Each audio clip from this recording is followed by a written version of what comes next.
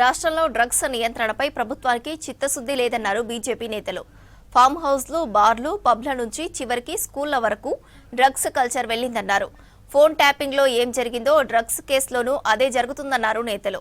ప్రభుత్వ రాజకీయాలను పక్కన పెట్టి వెంటనే డ్రగ్స్ కట్టడికి చర్యలు తీసుకోవాలని డిమాండ్ చేశారు కమల నేతలు.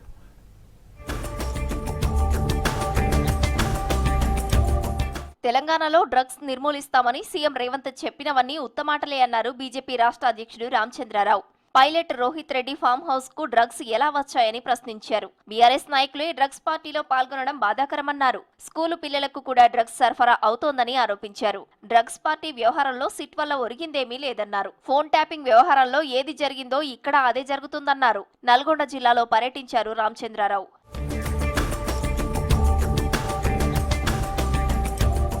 రాష్ట్రంలో అవుట్సోర్సింగ్ ఉద్యోగులకు ఉద్యోగ భద్రత లేదన్నారు ఎమ్మెల్సీ అంజిరెడ్డి. తక్కువ వేతనాలు ఉన్నా వారికి సకాలంలో అందడం లేదన్నారు.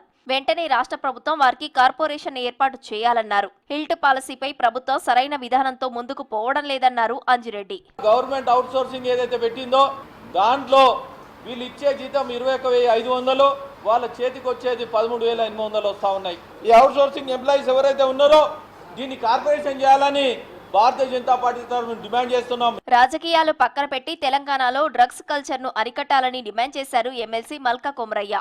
ప్రభుత్వాల అసమర్థత వల్లే రాష్ట్రంలో డ్రగ్స్ విస్తరిస్తున్నాయన్నారు. గత బీఆర్ఎస్, ప్రస్తుత కాంగ్రెస్ ప్రభుత్వాలు డ్రగ్స్ నియంత్రణలో విఫలమయ్యాయన్నారు కొమరయ్య. డ్రగ్స్ ఇష్యూ వచ్చే వరకు చాలా వరకు డ్రగ్స్ ఒక్కొక్క గవర్నమెంట్ బ్లేమ్ చేసుకుంటుంది.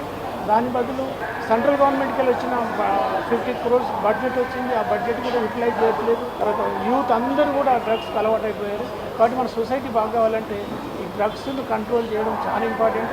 తెలంగాణలో ఈజీ ఆఫ్ డూయింగ్ బిజినెస్ లేదని, easy way of making money policy నడుస్తోందని విమర్శించారు బీజేపీ నేతలు. తెలంగాణలో శాంతి భద్రతలు పూర్తిగా గాలికి వదిలేశారని విమర్శించారు.